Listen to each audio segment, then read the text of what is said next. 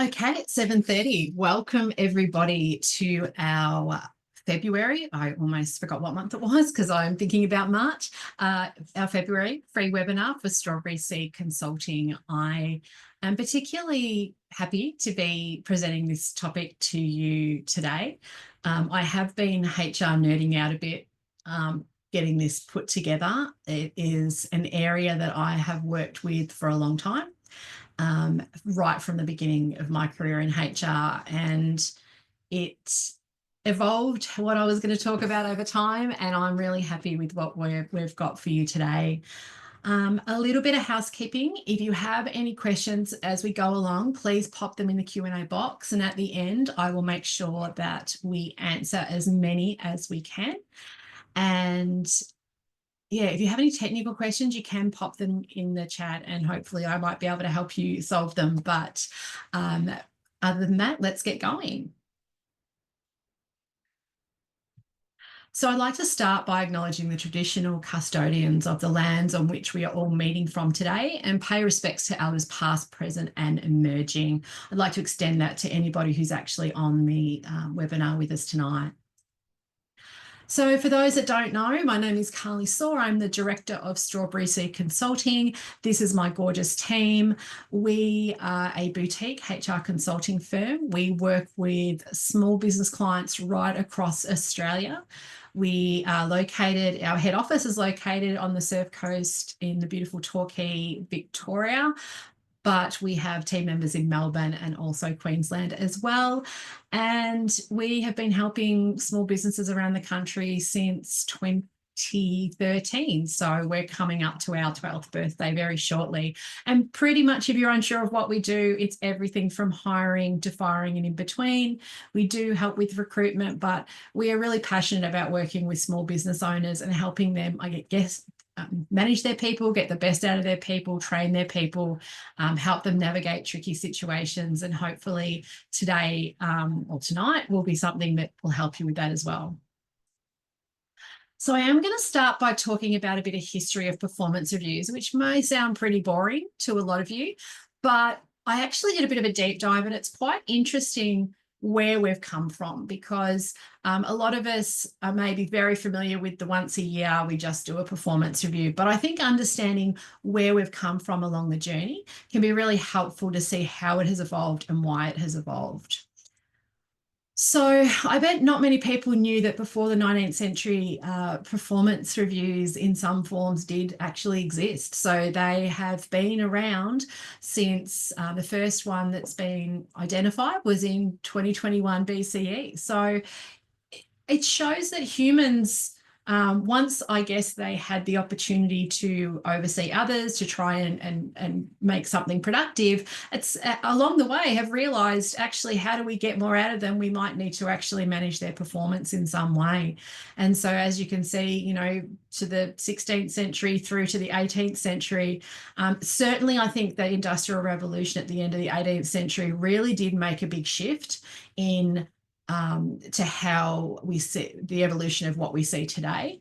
And that was because we now had these large scale factories. Back then it was off, you know, it wasn't exactly exciting work, but it was, you know, if we can get out more widgets per day, per person, we're going to, you know, make more money. So it was very much about that, but it really drove into the, you know, into the 1900s where things started to evolve more quickly.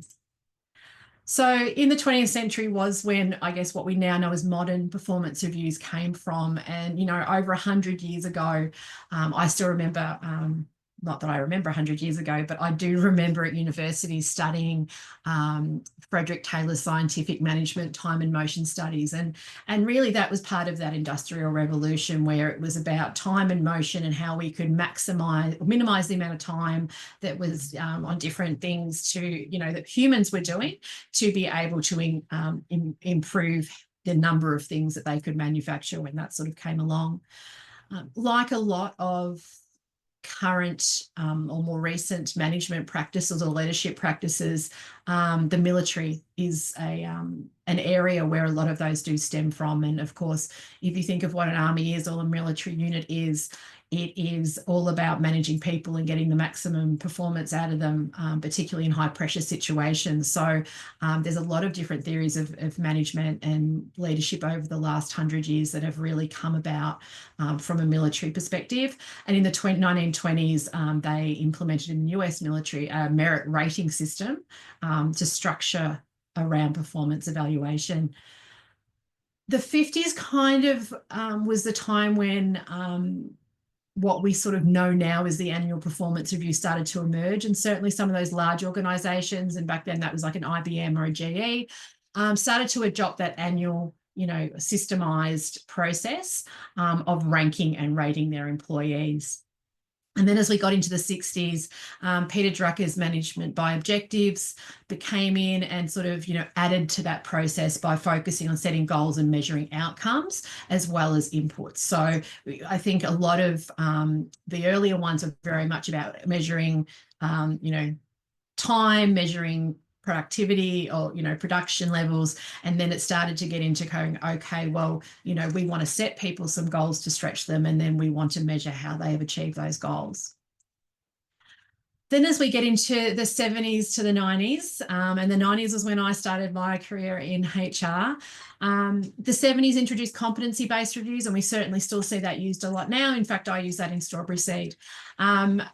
Having a competency framework to evaluate people on their skills and behaviours rather than just what they were putting out. The 80s brought in 360-degree feedback, and that has evolved a lot over the last 40 years. The idea of getting people from both from your manager to evaluate you, but peers to evaluate you, and then if you have the staff to evaluate you as well, really was about getting a more holistic view on how you operate, because different people might have a different view of you. And the 90s, a lot of the larger organisations in the 90s coming out of the late 80s crash were really about, I love this term, rank and yank. So pretty much we're ranking our employees and the lowest people are eliminated. So a lot of those larger organisations really went through that, used that sort of process to scale down during some tougher times in the late 80s, and that was sort of the outcome, and that hung around for quite some time. I worked for a US organisation looking after Southeast Asia just before I started Strawberry Seed, and they were still using that kind of approach, very monitored, very directly linked to salary reviews, very much a rating system back then. As we hit the 2000s and the 2010s, there has been a real shift towards continuous feedback. And I think that's probably what a lot of us might have seen in the media. There's been a lot of articles in the last 10 to 15 years about, we're getting rid of performance reviews and we're not going to do them anymore. We're now moving to a different approach. And it has been happening, and it's certainly led us to where we are today. So we started to focus reviews more around employee engagement. How do we actually improve employee engagement, increase it, develop people, coaching them rather than just evaluating them? And, that's led to a decline in annual reviews and a shift to more continuous, feedback being given to people more often rather than just waiting for that once a year check-in, which a lot of people are still quite comfortable with. And so that kind of gets us up until where we are today. So where are we today? A lot of organisations are now using a real mix of some of those methods that have been around for 100 years, and some of them are really new. I think the approach now, as we hit 2025 and beyond, is really fit for purpose. It's making sure that what you are using in your organisation with employees at its centre is going to get the results that you're looking for. And we'll talk about that a little bit more. But I started in HR. My first graduate role in 1996 was the first time that I actually started as a graduate, and I worked on a performance review system then, and I have worked on them for multiple companies in multiple industries. I've designed online version of ones. I have done ranking and rating and comments, and there's been so many different variations that I've used over the years, and that it was always the big new thing and idea, and I think now we're really coming back to that idea of fit for purpose, making sure it's going to work for what you need, rather than it having to be what it has always been. So it's really kind of shifting your mindset away from the idea that, a performance review is something that happens once a year, to performance discussions, evaluations, reflections, check-ins that might happen on a more regular basis. So I'm going to talk about a couple of the sort of more methods that are used in different forms of performance reviews, and really try and give you a bit of an idea of some of the ideas and things that you might want to consider. So in a traditional performance review, it was often feedback only given once. When you have your formal review, it might be once or twice a year. And that was probably the only time for a lot of people that they heard from their manager about how they were going, particularly the further back you go. And I think there's a real shift now to that continuous conversation and focusing continually on how am I going to develop my employees. So continuous feedback models certainly are the rage now. And a lot of those large organisations, like I mentioned, GE was one of the first in the 1950s to bring in that, ranking kind of rating system. They are now using a continuous feedback model. They have scrapped all of that. And it's just really because of the way we have changed in regards to work and the things that we understand about what make people perform at their best. So it's now more about having regular conversations and check-ins rather than that formal review. It's about understanding that feedback can come from lots of different places. It can come from externally and internally. It can be peer feedback. But it's more about real-time recognition and coaching people, and coaching is a process where you are helping them continue to build. So you can't just do that once a year. So yeah, a lot of large organisations have replaced that annual review process with more regular check-in conversations and career discussions that just happen, almost continuously around the year. Another area of focus is really more around employee growth. So reviews used to be very much top down. The big boss gives the next level of bosses their performance review. They now understand what they need to achieve, and then they scale that down to the next level and so on. And so it was about managers assessing, looking back and assessing someone's actual performance, but there wasn't really a requirement of much input for those employees. It was them basically sitting there and hearing what their manager had to say.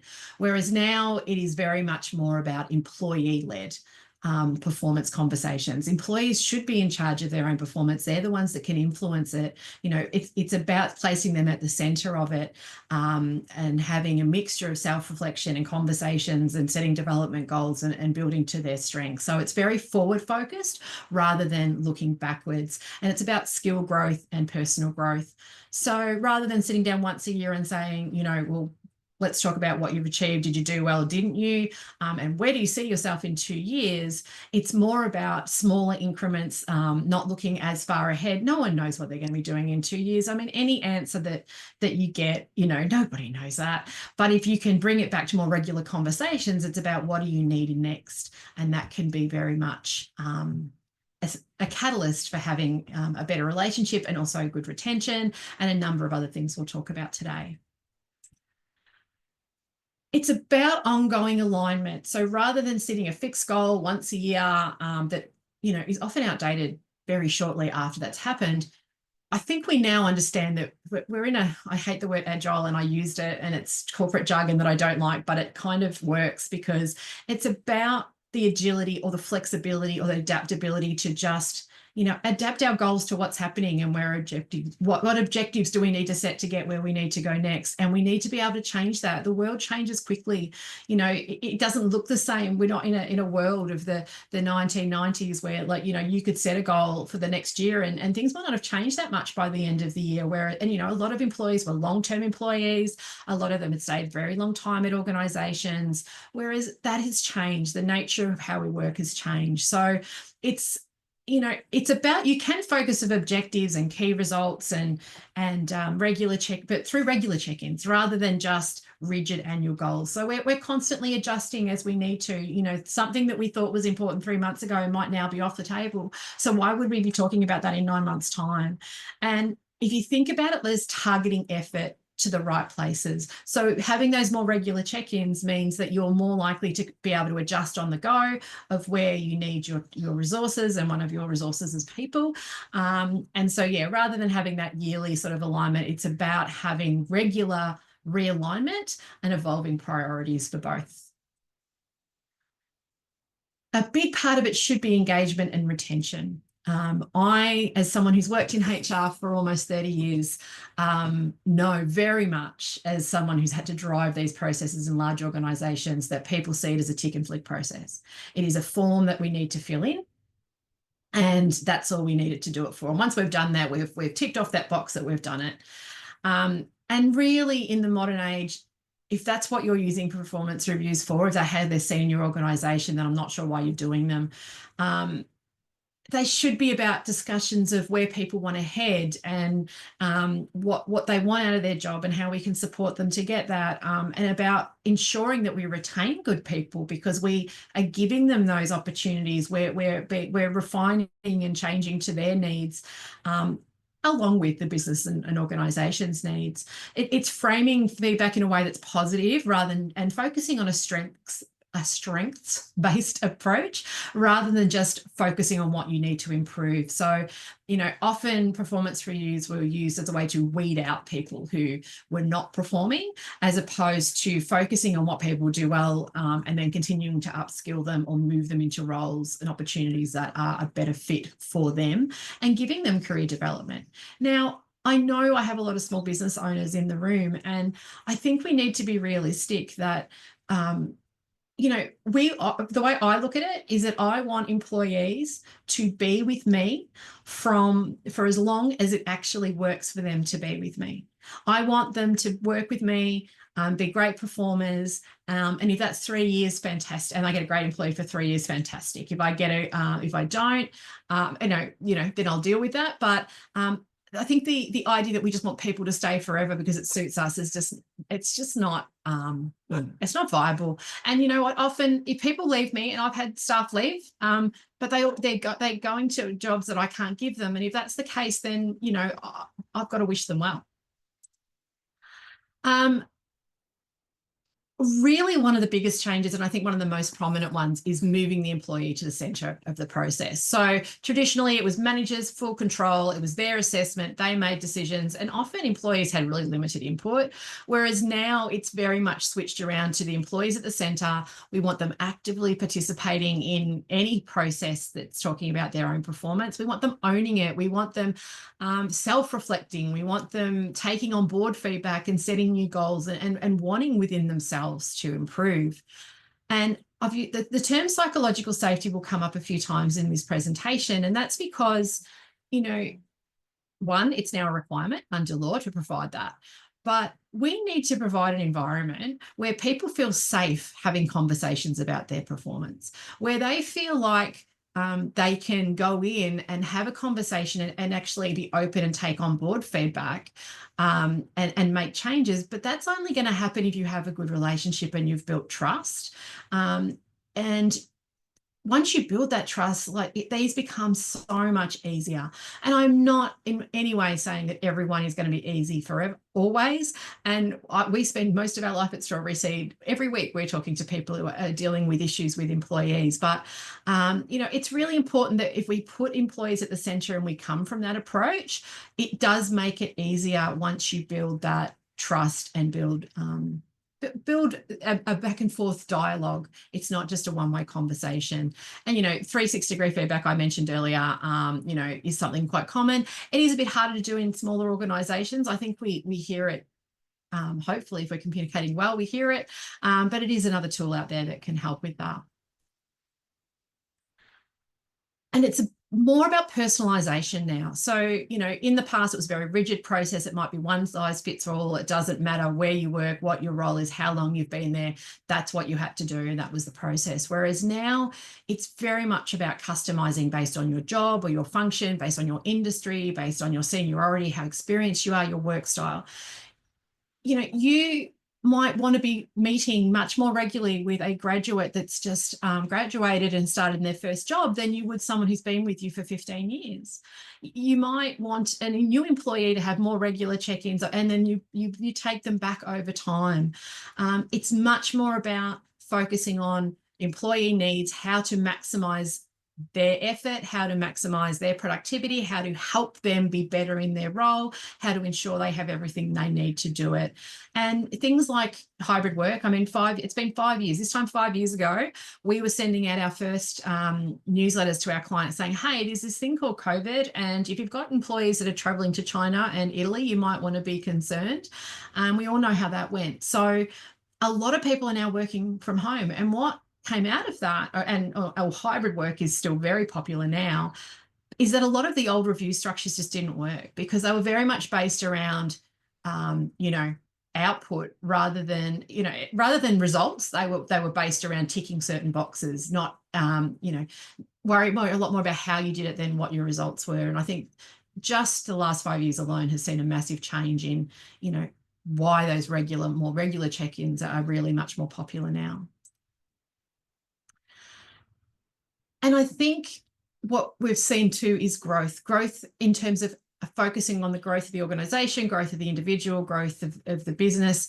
In the past, it was really common for pay to be directly linked to, or promotions being directly linked to a system. The number spits out at the end, that's what you get.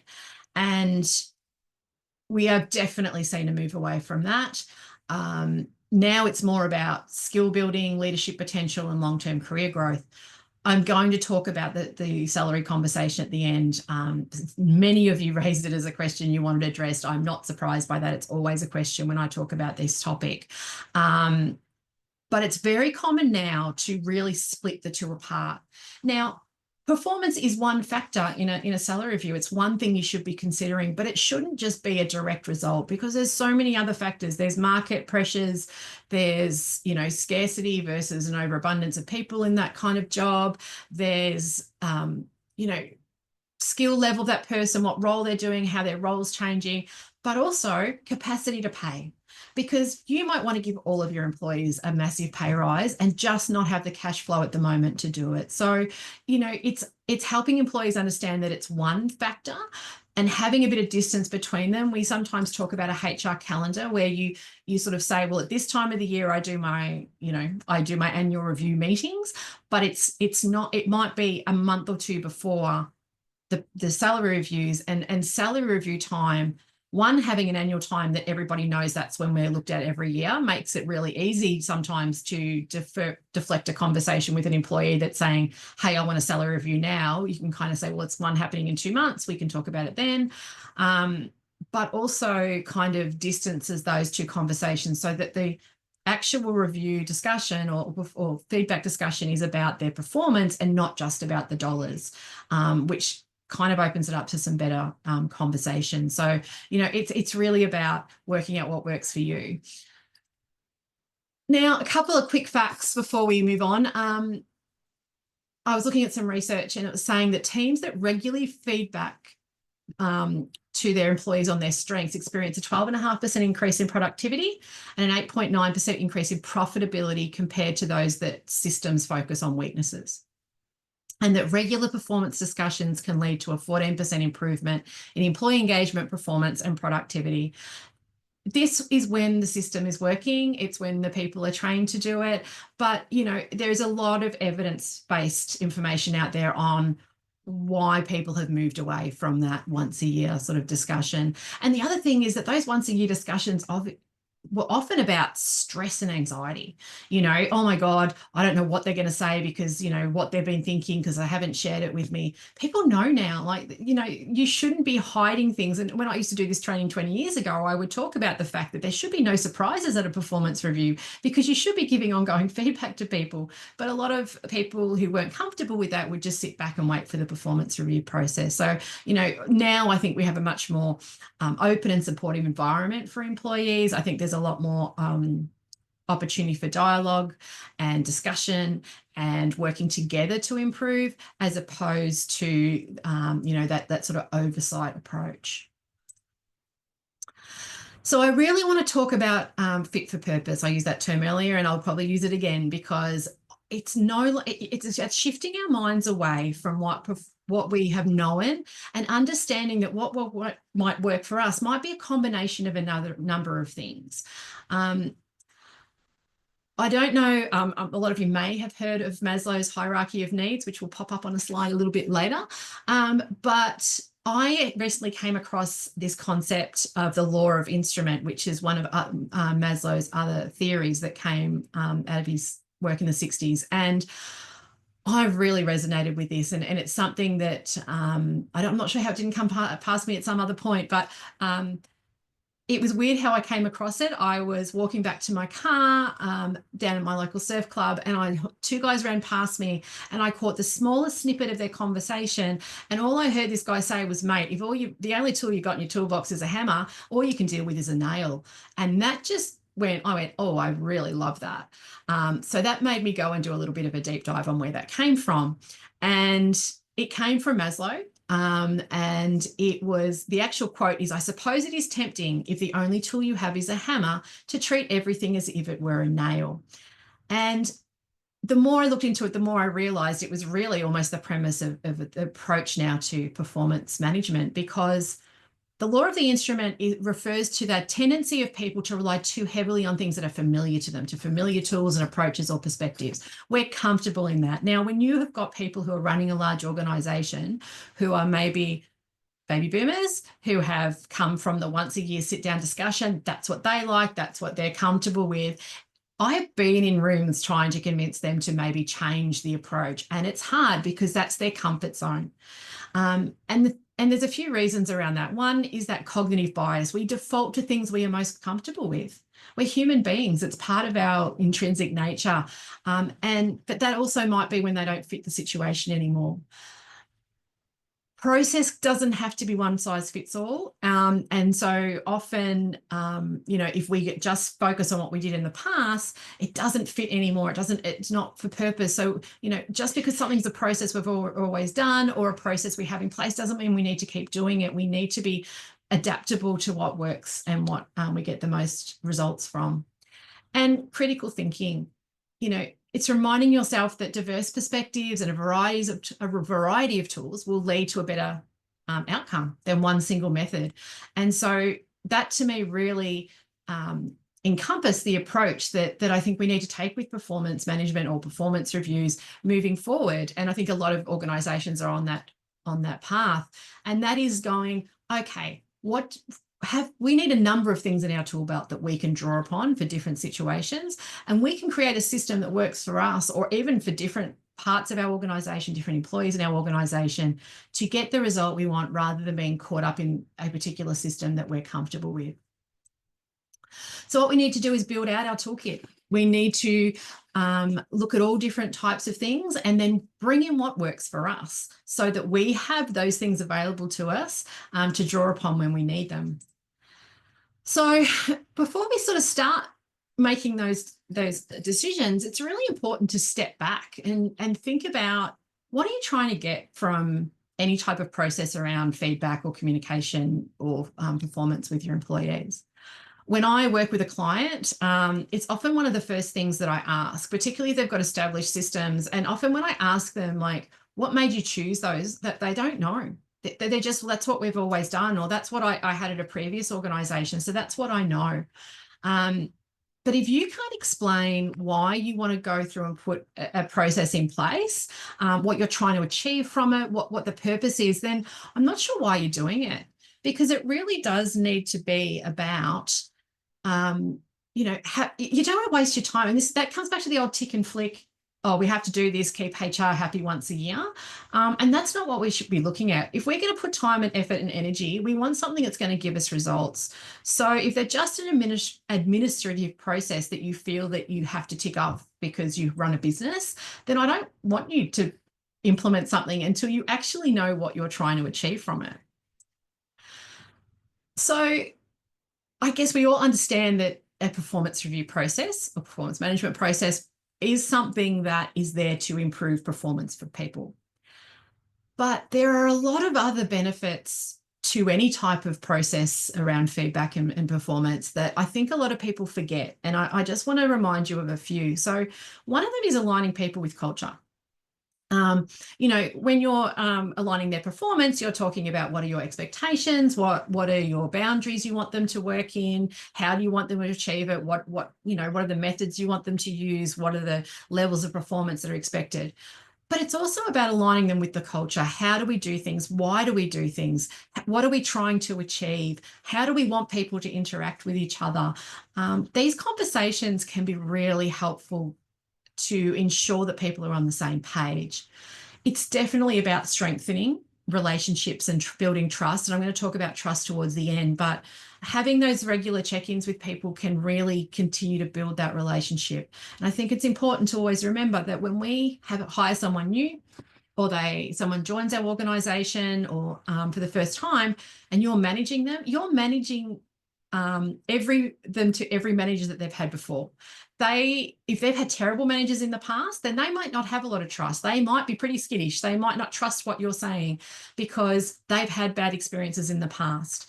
So unfortunately, you're inheriting their previous managers. Hopefully they've had great ones, or they might have had a mix. So it can take time to build relationships and trust. It depends on the person, but it's worth the effort because the results speak for themselves.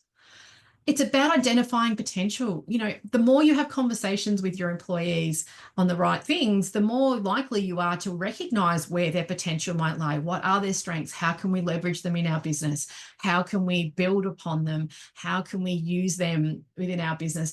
A lot of things we do in our business at Strawberry Seed have come about because of an interest of one of our team. We do mental health first aid because Frances was really interested in doing it, and she had a conversation with me about whether that's something I might be interested in supporting her with. And so, I supported her to do that training, and it's now one of our, core services. So, talking to your employees and seeing what they're interested in can lead to great things. It is definitely about identifying training and development needs, because it can point out those areas that someone needs help with their current job. So the way I look at training and development is training is what I need to do my job now. Development is what I need to continue to grow, progress, or for the future. So training is very much, often a now focus, or now or in the short term, like what do I need now? And often people think I've got to send someone to a course. So it might be learning a new skill that you need with new software, or to learn a new product or something like that. Whereas development is a lot more likely to be on the job. In fact, most of training, 80% of training and development is on the job.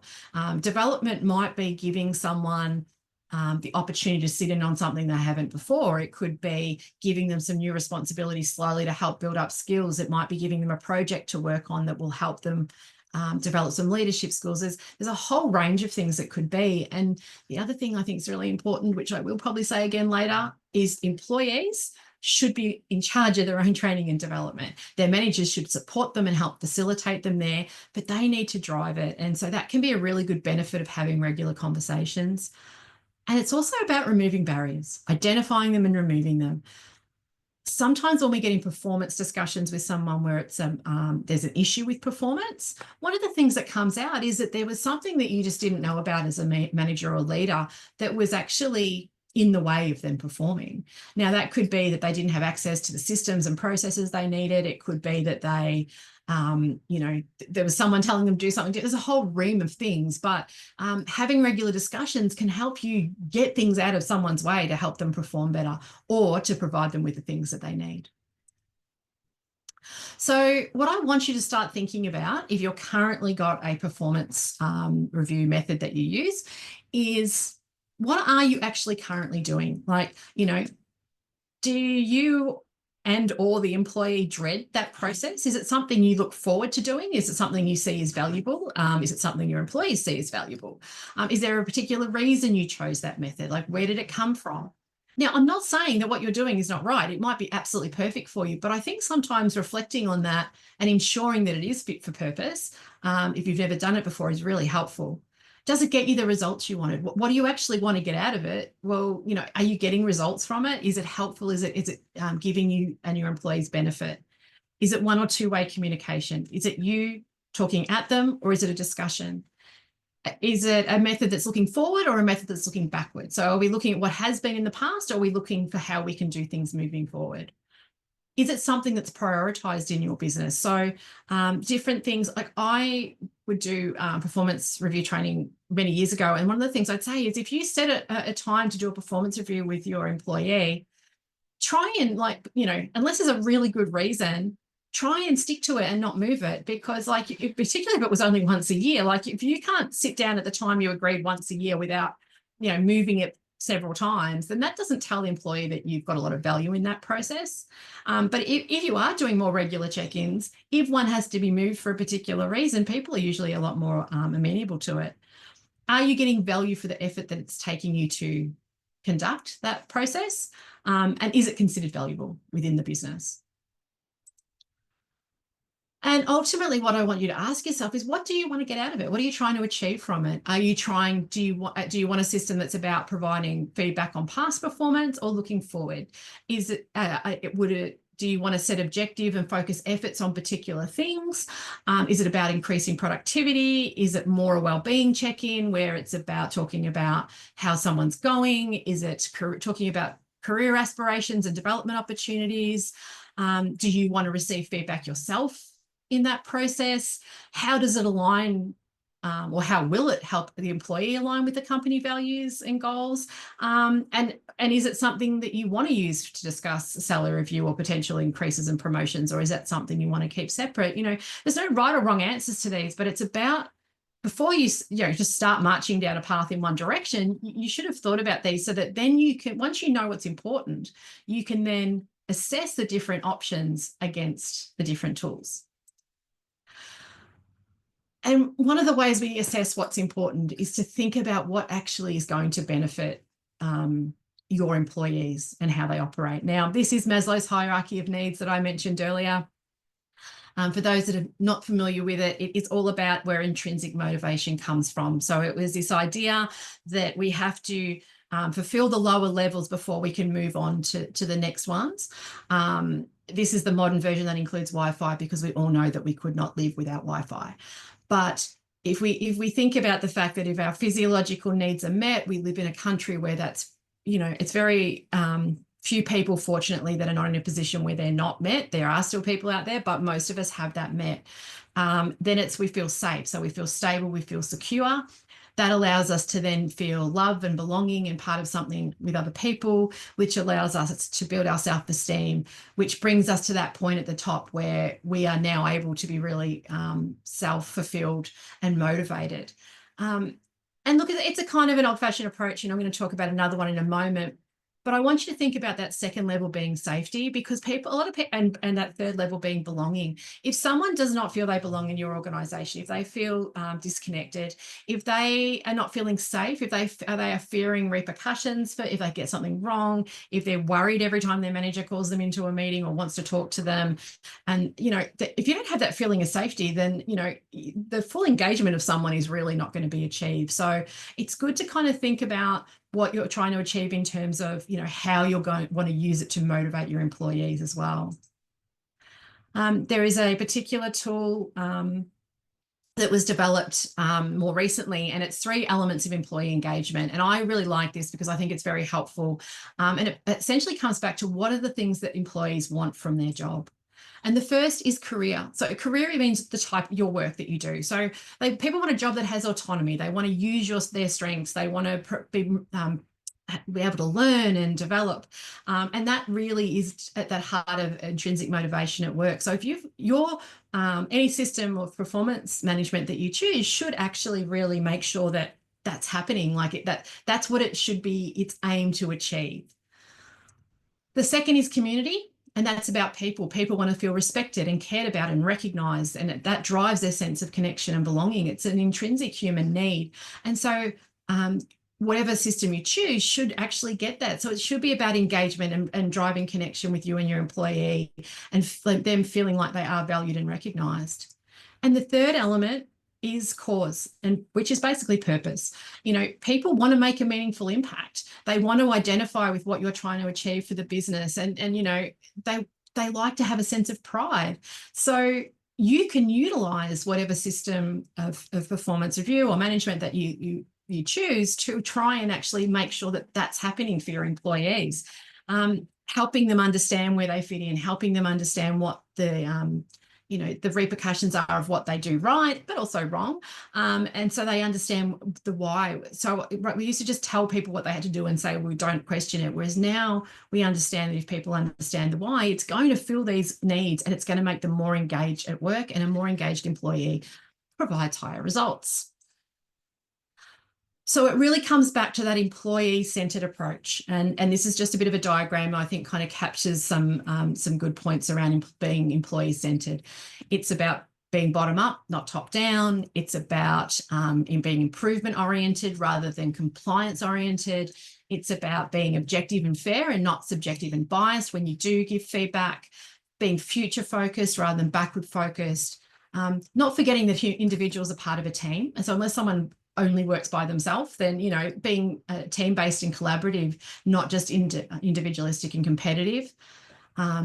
It should be part of, what you do. If it's disconnected, if your process is disconnected to what people do day to day, why are you doing it? It should add value. It should just be part of helping them do better in their job and part of that cycle. And it needs to be human-centered and not process-centered.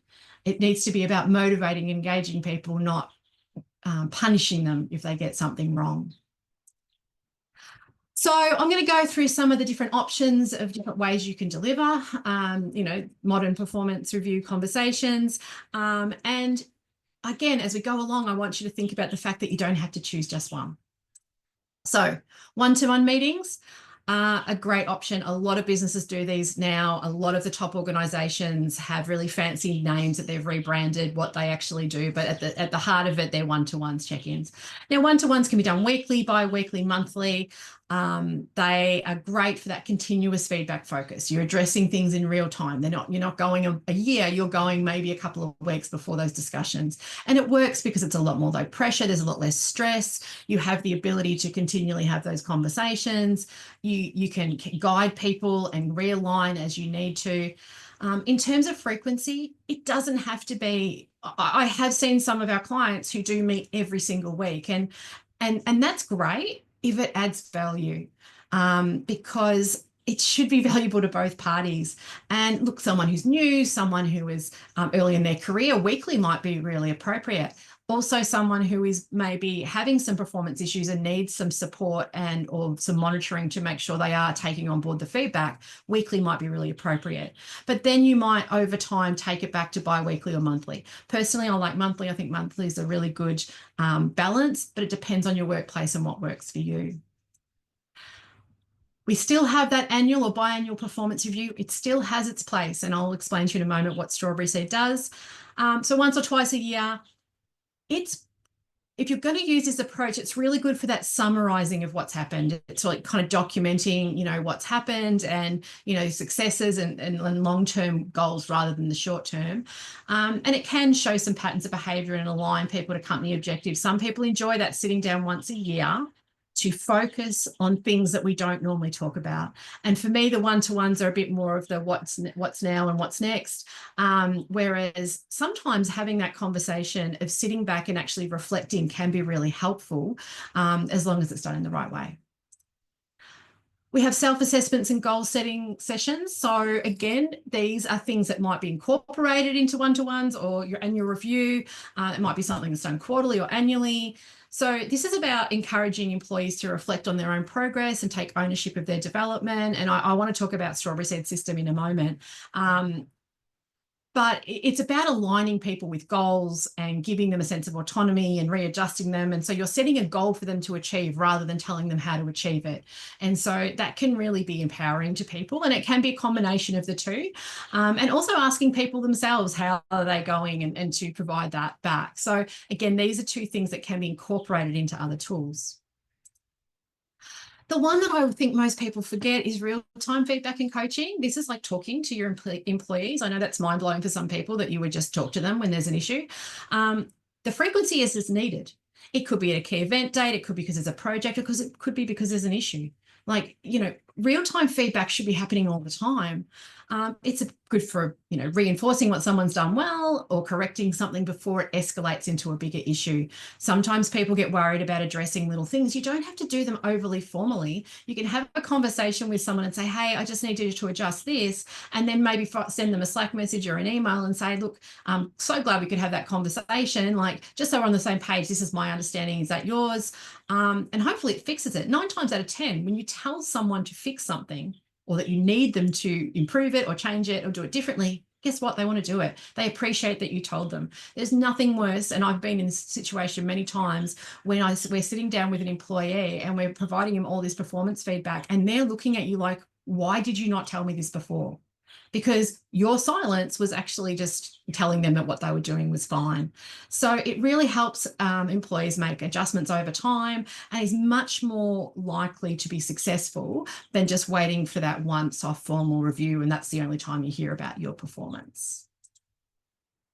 Other methods, we've mentioned a couple of these. 360-degree feedback, it can be really good. I find it's probably better in larger organizations where there's several levels of management. In a smaller organization, it tends to just be conversations. It might be project-based, so you might have a separate system or check-ins about a particular project someone's working on, rather than just their general performance. You could incorporate that with what you're already doing in other things like one-to-ones, or you could decide to keep it separate. And stay conversations. These are discussions that you have with your employees about that are retention focused, that are about understanding what they want, what motivates them, what they need, how you can support them. These should be part of your everyday conversations. I mean, the good thing about having some formal systems is that, we can get caught up in the everyday and not have them. So having one-to-one forms, having annual review forms can be helpful to kind of place some questions in around this.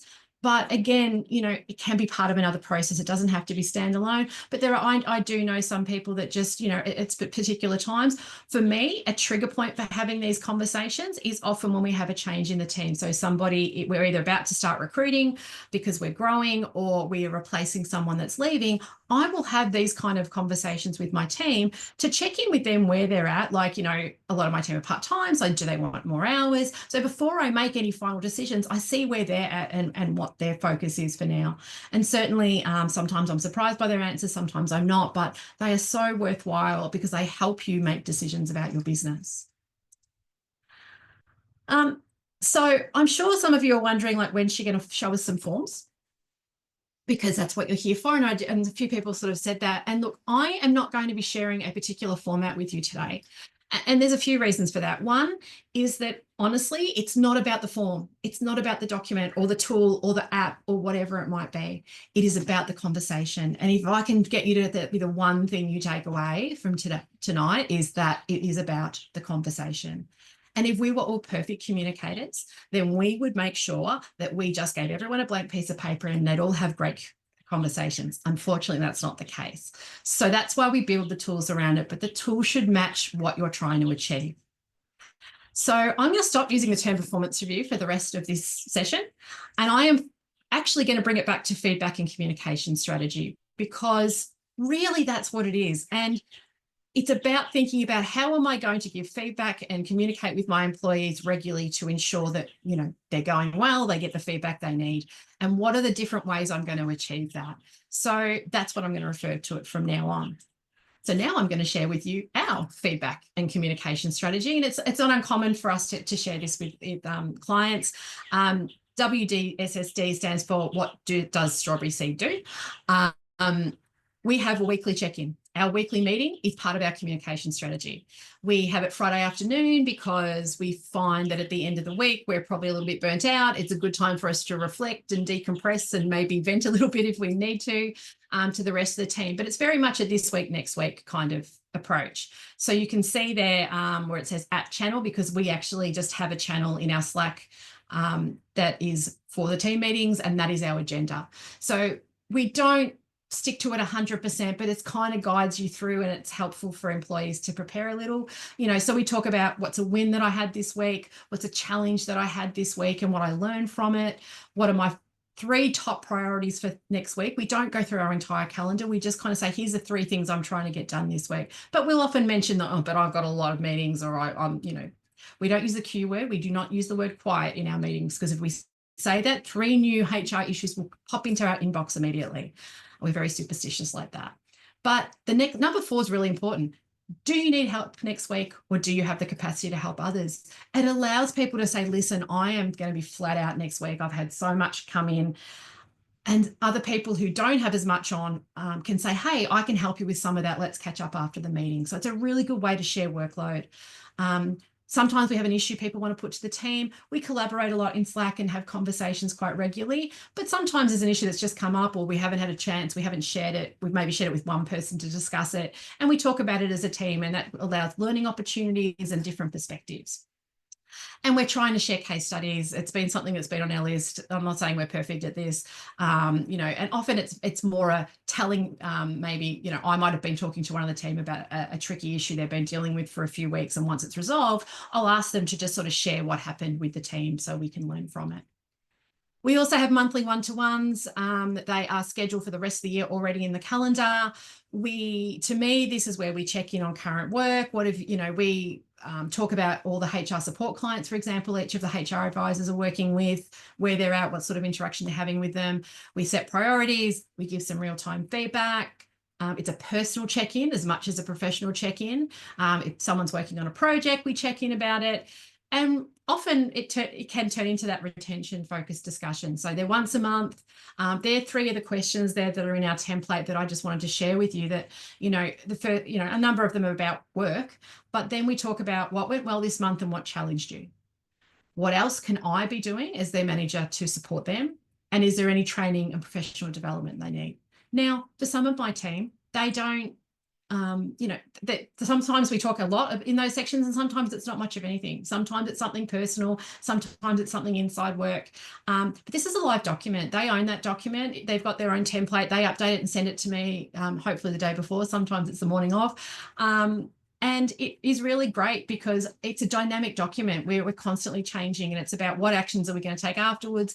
And one of my team shared with me that for her, the weekly team check-ins are probably not where she's going to feel as comfortable talking about maybe some suggestions and changes. But in her monthly one-to-one, she does. So we often come out of there with new ideas and, new things that we could be doing that have come out of our conversation. And they are just such an important part of what we do.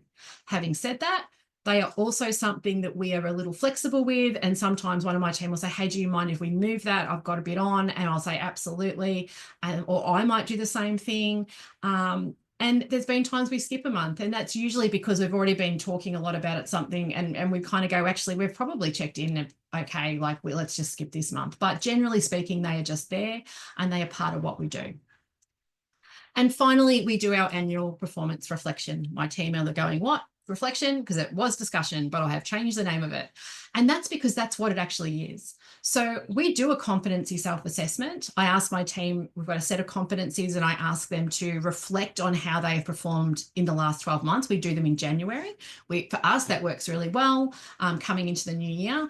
And so, to be honest, I don't make any notes. I don't assess them at all on those, because the purpose of that is I want them to reflect on how they have gone in the last 12 months and recognize what they've achieved. Because I think too often we don't step back and reflect on, oh, gee, I've done a lot this year. So it's a bit of an overall reflection and some competency-based reflection. I read them. If there's something in there I want to, but anything that I was going to address would have been addressed along the way in real this is not about surprising them with some feedback. We do have a bit of a more I guess, high level discussion about goals and aspirations and where they see themselves heading in the next 12 months. Do they need to make any adjustments to their hours or how they work? If anything that comes up, we have action items.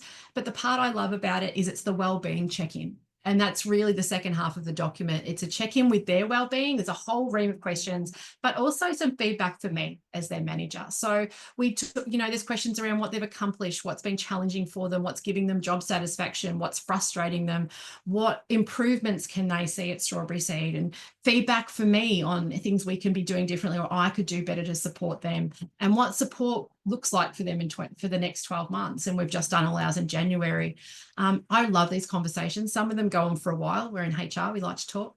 But they really cement the year. And also for some of my team with children, their needs change at the start of the year depending on what's changed. The kids go from kinder to school or to other things like that. So sometimes part of that discussion is then around, well, how can we shift and maybe look at other ways of doing things? So that's our approach.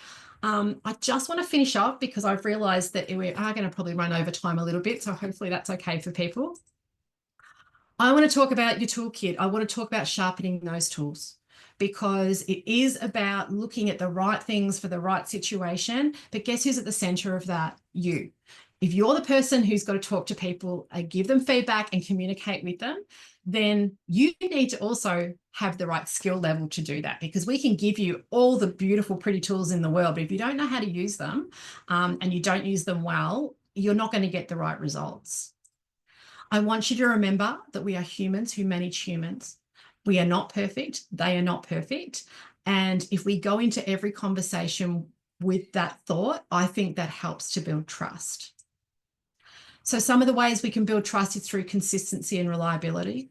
I said if you're inheriting every previous manager, well, it is your consistent actions over time that are going to reassure them that you say what you say is what you mean. You can say all the pretty words in the world. You can be the best communicator, but if what you actually doesn't align, people know that. They work that out pretty quick.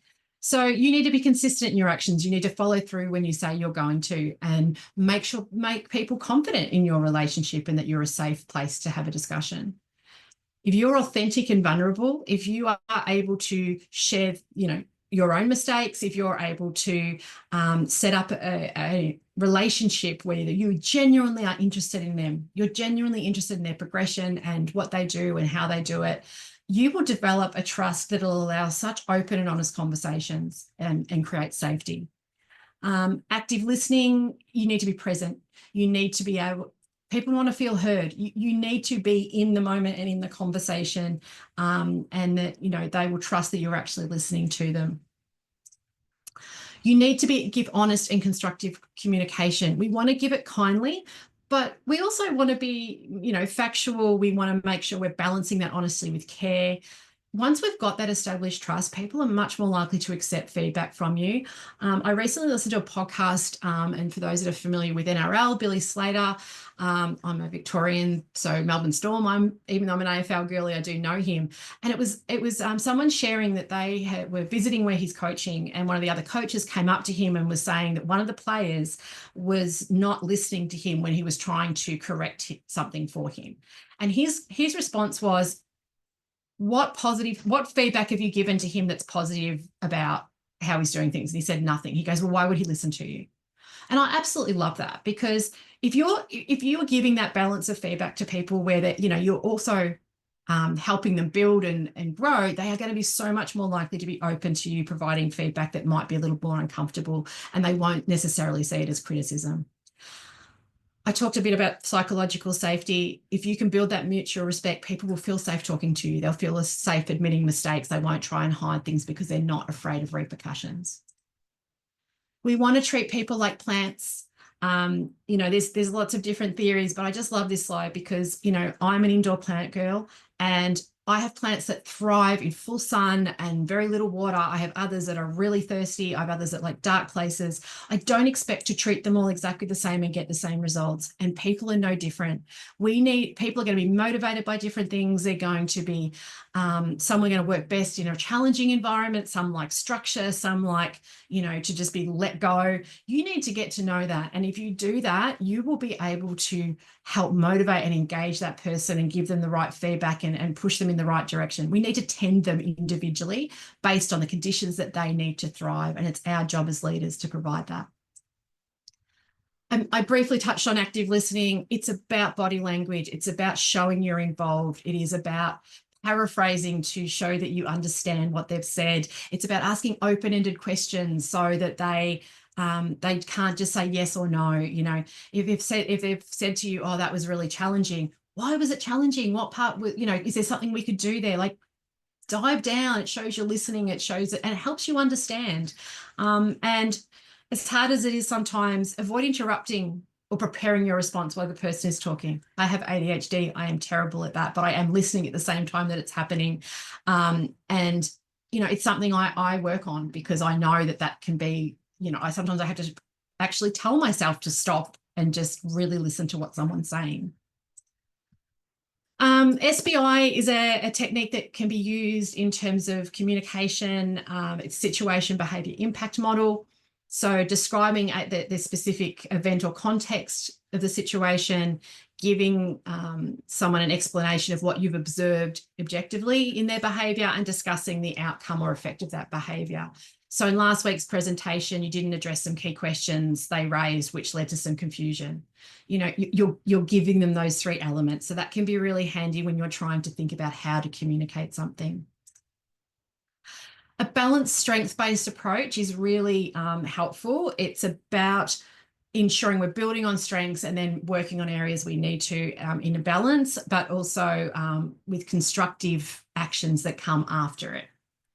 And again, coming back to that Billy Slater example, people are so much more likely to take on your things that might not be positive, what's something that they feel comfortable with or make them feel a bit uncomfortable, because no one likes to hear that they're not doing something as well as they could be. But if you're matching it with like highlighting their strengths and how they can be useful to overcoming that challenge, you'll get a lot further. So framing feedback in a way that supports learning rather than just criticizing, and discussing what that leads to in terms of development, what are next steps, how are we going to support you to get there. You want to, the example there I quite like, your ability to manage client relationships has been great and your quick responses have improved client satisfaction. But one area I want you to focus on is ensuring that you check internal reports before you're submitting them. Can we brainstorm some ways? This is basically saying to someone, your attention to detail externally is brilliant. How can we bring that across to internal? Because internal is important too. You're reestablishing an expectation there. You're helping them understand the why and then helping them see how they can use what they already do to fix it. Impactful feedback. Look, if you make feedback a habit and not just a one-time event, it's going to become much easier, have small, timely conversations rather than just waiting for a particular process. If you can be clear and specific and focus on people's behavior rather than talking about them personally, you're focusing on what they did. They're not a terrible person. They did something that didn't go well. Rather than really generalizations like, oh, you're not a team player. What does that actually mean? Saying, I noticed in yesterday's meeting, you interrupted Bobby and Cindy while they were speaking, is an example that we can then say, what would we do next time? I know, and it could be, hey, I was really excited and I just wanted to share it. And we're like, oh, I love the enthusiasm, but we need to respect other people and let them have their say too. It's creating that two-way conversation I've been talking about. It's not speaking at someone. It's asking open-ended questions. It's a dialogue, not a monologue. And active listening really helps with that because you can continue to ask clarifying open questions that can help you get more understanding. It's balancing that honesty with empathy. So direct but kind. It's supportive, it's understanding and if the more you understand someone, the more you've built that trust, the easier that is. And it's having an action and support as part of any outcome. here's how I'm going to support you. Here's what we're going to do next. Like, here's what I need to see from you, but I'm going to do this and this and this, and I'll check in with you and I'll do those things. If you do all this and then the person does not respond, they do not make the changes, then that's a completely different conversation. And that's a difficult conversation. It's a whole other webinar. But I really just want, you thinking about how you can be impactful with the feedback you give. So coming to that conversation, that's what I'm going to finish with, that meaning salaries. So when it comes to having conversations around salaries, it's really about going back to the employee. Now, if an employee comes to you and they're saying, I'd like a review, and it's kind of out of nowhere, or it's maybe at a performance review and you weren't expecting it, it's about really delving with them on where they're coming from, what's prompted it, why are they coming to you? Is it that, they've been out looking at other jobs and it's market, or, but if they can't answer that, then ask them to go away. You don't have to give anyone answers in the moment. You can send them away and say, I want you to have a think about, like, you need to kind of pitch me why I should look at your salary, or why I should go to my boss to pitch. You need to give me reasoning. Is it because of, you've been taking on more work? Like, you might know this, but what you do is you want them to be able to articulate it. If someone can't articulate, if they just go, I just want more money, and we'll go, well, I need to go in with more than that. This is particularly if it's outside your cycle. Having a cycle of when you give salary reviews makes it a lot easier to have these conversations in many instances. But really think about, there's a number of questions here. I'm not going to go through each one, but market is important. Have they gone out and done some market research and come back and said, actually, that, like, I'm being underpaid for the market? Well, you need to take that seriously. But if they're comparing themselves to a job that isn't like for like, well, then ask them to come back and say why they think they should be getting that amount. And, it is possible to also open up and say to people, look, we may have some budgetary constraints at the moment. Are there other things that we could be doing to support you that are valuable to you? Maybe going to do some training or to attend a conference or do other things might be doable rather than a permanent salary increase. And again, all of these things, if you're having conversations regularly, this conversation's so much easier. But you do need to manage expectations. You do need to be honest about any financial constraints. They're not always in your control. When I have a whole list of things in previous training, and the number one consideration is capacity to pay. So you might not be in a position to do it now, but then talk about when you will be able to at least discuss it, or ask them to go away. If they come back with some great market information, you might have to actually consider it. Provide a clear rationale when you do say no as to why. Be upfront with them. If you need them to be showing you other things to make that consideration, then work with them to work out a plan of what might that look like and how they might achieve it. And use constructive feedback. And again, if you're having regular conversations, that's a lot easier. So ensure you have the right tool that you need.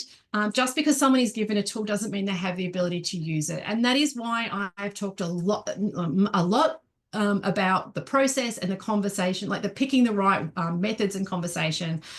Once you've decided on those, then you find a tool that works. You might create your own tool that works. We certainly can help you, but it's not just about giving someone a drill and expecting them to use it when they only have pause. And that is my golden retriever, Daisy. So my final thoughts, I always like to have a quote, and to be honest, I couldn't pick one, so I picked 3. When people are financially invested, they want to return. When people are emotionally invested, they want to contribute. We want to build relationships to ensure they're emotionally invested. I love Simon Sinek. Albert Einstein, if everyone is a genius, but if you judge a fish by its ability to climb a tree, it will live its whole life believing that it's stupid. A one-size-fits-all approach doesn't work, and you might need to adjust things for different people for varying reasons, but the results you get are so worth it.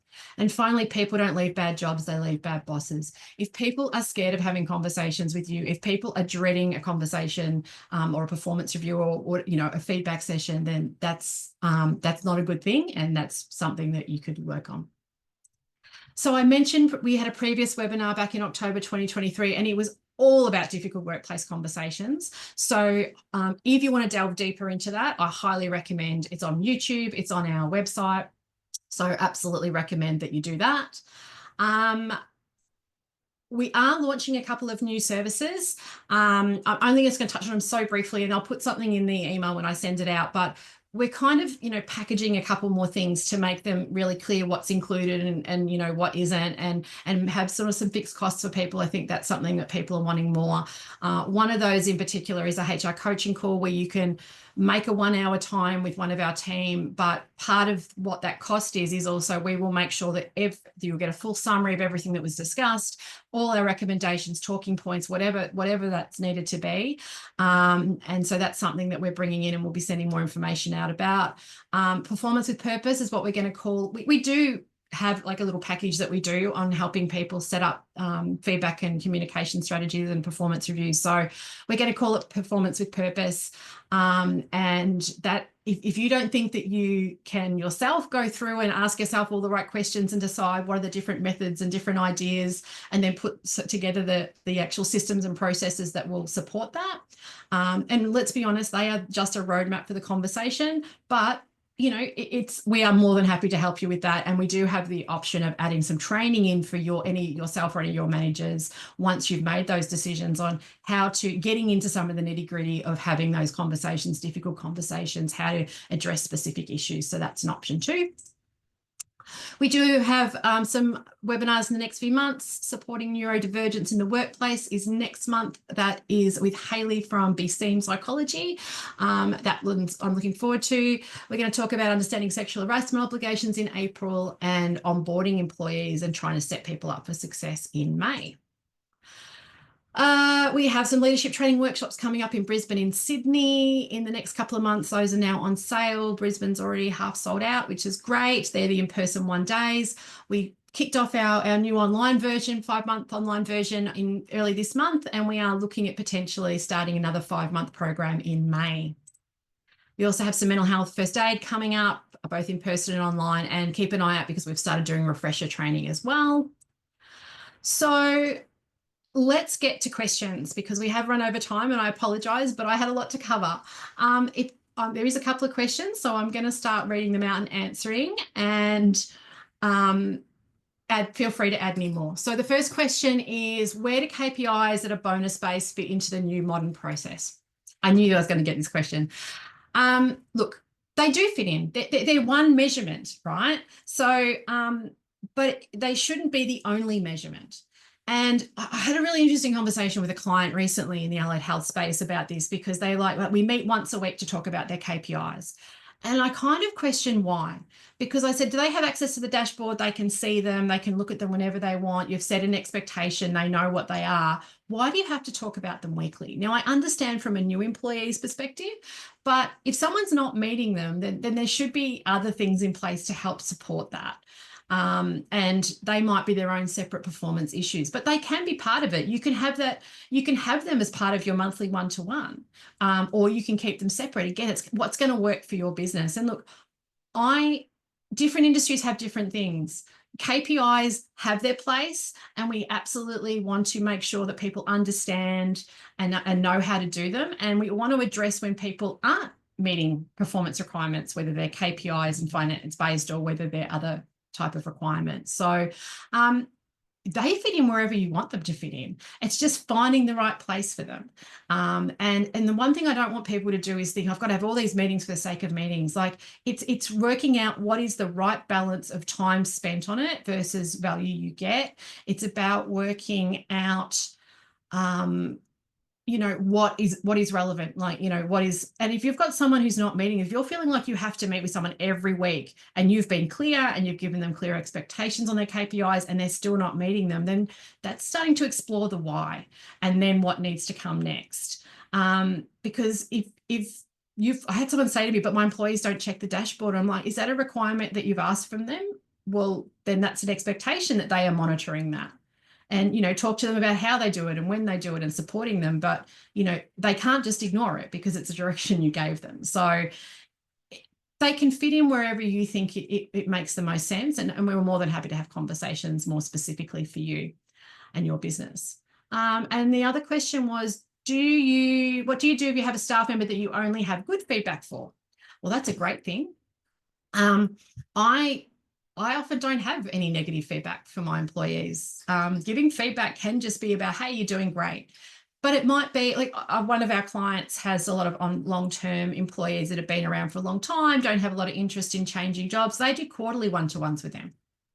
And they're usually quite quick because they were just like, we're not meeting, if there's no purpose to meet once a month with some employees, then don't meet once a month with employees.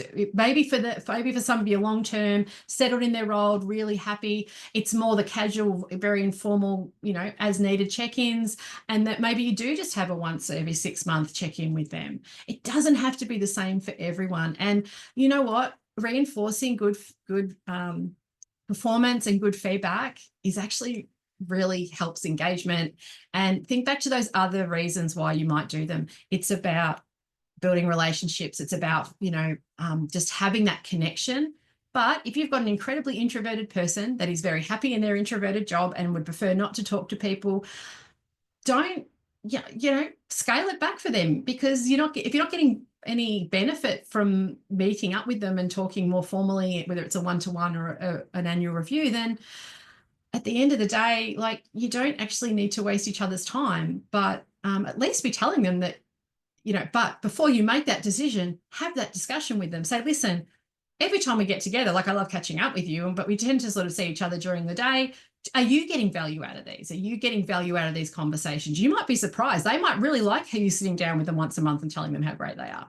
And, businesses evolve, things change. It might be more of let's decide and agree to check in when it's needed rather than on a regular basis.